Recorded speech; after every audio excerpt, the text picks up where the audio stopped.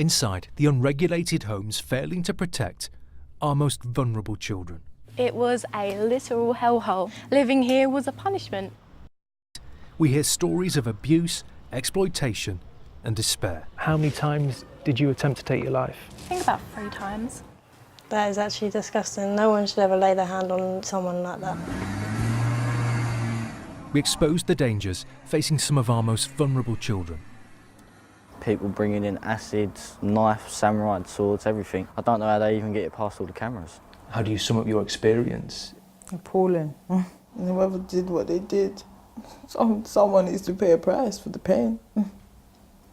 We reveal the confidential briefing sent to authorities and speak to a worker who witnessed the failures. And that was it. That was the last time I saw her. Trafficked, gone. Yeah, gone. Where's the next home? A year ago, we were told vulnerable children were being badly failed by authorities across England and Wales. It's about halfway down, isn't it? Increasingly, teenagers aged 16 and over, and often in care, This one here. are being placed in homes where checks are only made by councils and not a regulator.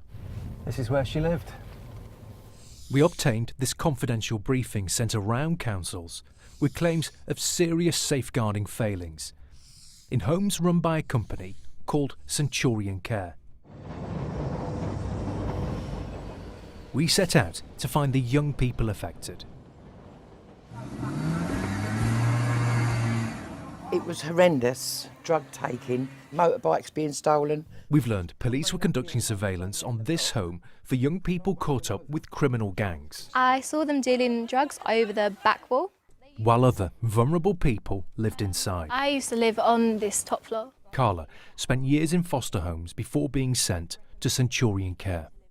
So my self-harm would be quite severe. There was a situation where it'd been really bad and I'd lost a lot of blood. And I went down to the member of staff and I was like, you need to take me to the hospital.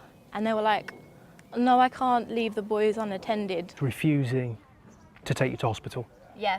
He was like, oh, you should just go walk to the shop. She says she was taken to a pharmacy an hour later. Just a house where people profit from young, vulnerable children. Centurion Care told us all of their homes had first aid kits. Incidents were recorded and sent to social workers. On one occasion, Carla was taken to hospital and they cooperated with police, installing CCTV to prevent drug dealing. Up there on the left. We then moved to another Centurion Care home, 2 miles away, where they looked after a boy with learning disabilities. There's a camera. And we obtained this. A recording outside the home showing the child in the yellow shirt, in distress, lashing out. Police were called here to an allegation of an assault by a boy on a worker. We can't be sure what led up to this, but watch how the worker responds. Tia was also a resident at the time. That would have probably scared the life out of him. They used to swear, scream in his face, tell him that they was going to take his balloons away. And they just used to take them, pop them, threaten him with police. He was absolutely petrified. Centurion Care told us police were given CCTV. No one was charged with an offence, and they weren't aware of any allegation of bullying on this boy. During our investigation, we also heard stories of vulnerable children exposed to weapons, drugs and organised crime. A lot of drug dealing, people bringing in acid.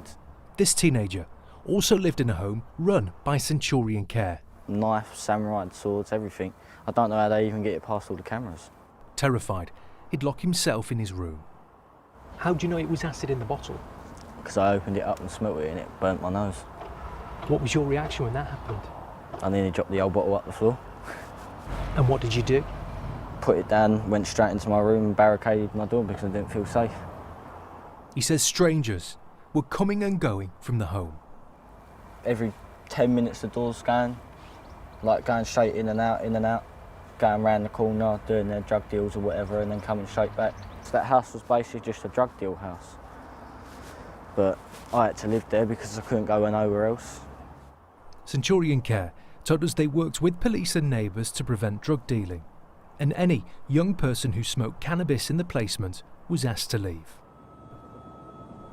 Of the 8 young men whose stories we've followed in Centurion Care, we've learned that 4 were sent or have returned to prison since leaving the homes. Emmanuel. Hello there.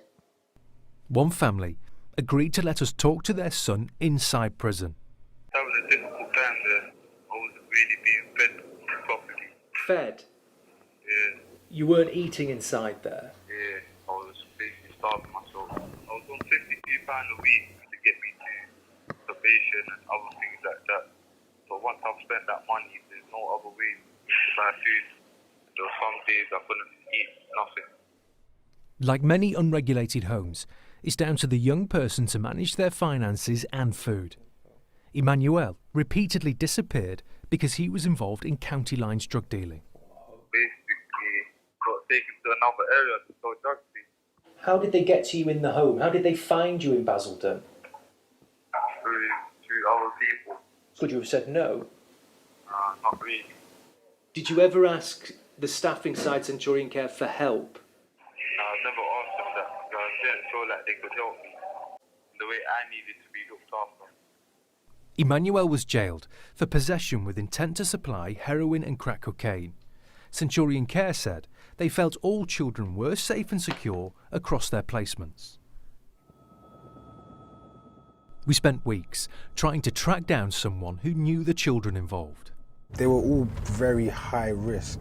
Andy was a support worker across many of the homes. Sexual exploited kids, drugs and alcohol abuse, some that had disabilities, all in one roof. He seemed most shocked by what happened here. Andy remembers a girl who regularly went missing. I just saw a bunch of boys in a car and she just jumped in really. And From that this was it. spot? From this spot, literally right here. And that was it. That was the last time I saw her. Trafficked, gone. Yeah, gone. She was missing for more than a week before being found in the Midlands. Police ended up finding her. All sorts happened. There's no suggestion Centurion Care staff were involved in her trafficking. It took months to find out who she was and where she now lived. A lot of people go through things where, like, the care system, where it's just, they give up. You're alone. What was the impact on you being taken like that? It was a bad impact. It was the worst. Yeah. No one deserves that. Like many children in care, she was placed in a home outside of a local authority. I didn't have no friends or anything. I was always just running away, trying to get away from the home. Trying to get away from the environment, the staff, them. She says she was also sexually abused by a young person in the home. Did the staff members phone the police? No. Did the staff members remove the boys from the home who had been hurting No, you? they just told me that me and the guy were in a relationship. They told me that that's what I wanted. Centurion Care told us all staff had safeguarding training. Missing person procedures were followed, and they had no record of a sexual assault allegation. What were you hoping it would be? Just like a fresh start. The homes were closed in 2017 and the company dissolved when an investigation was launched over organised and complex abuse facing children in the homes. It was completely out of control. Absolute manic, wild. Like, some people had drugs in the house. There was some people that ended up having, like, large amount of cash. And there was nothing you could have really done about it because other staff members didn't do anything about it, so. This confidential council briefing we've obtained on Centurion Care says some workers were known to police for arrests that didn't lead to charges. Centurion Care says it's not aware of these disclosures on any of the workers' enhanced DBS checks, which were available at every local authority inspection, and no concerns were raised.